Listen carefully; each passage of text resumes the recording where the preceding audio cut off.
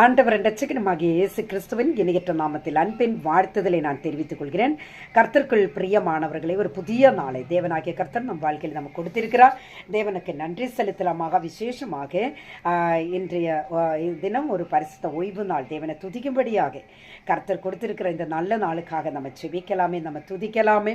பிரியமானவர்களை, இந்த கர்த்தர் நம்ம வாழ்க்கையில் செய்திருக்கிறதான அனைத்து நன்மைகளையும் நினைத்து இந்த நாளில் நமக்கு நாளில் கூட தேவனுக்கு நன்றி நிறைந்த உள்ளத்தோடு தேவனை நம்மை தொழுது கொள்ளலாமே.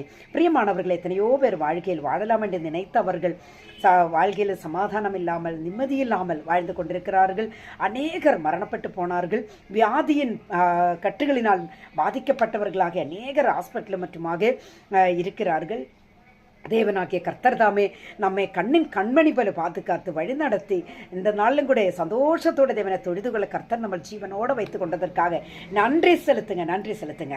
சங்கீதம் 103 சங்கீதம் 1-2 வசனங்களை நான் வாசிக்கிறேன். என் ஆத்துமாவே கர்த்தரே ஸ்தோத்திரி, என் முழு உளமே அவருடைய பரிசுத்த நாமத்தை ஸ்தோத்திரி. என் ஆத்துமாவே கர்த்தரே ஸ்தோத்திரி, அவர் செய்த சகல உபகாரங்களையும் மறவாதே. பிரியமானவர்களே, நன்றியுள்ளவர்களாக இந்த கர்த்தருடைய சமூகத்தில் காணப்படுவோம். நன்றி நிறைந்த உள்ளத்தோடு தேவனை துதிக்கலாமே. கர்த்தர் உங்களை அனைவரையும் ஆசீர்வதிப்பாராக. ஆமென்.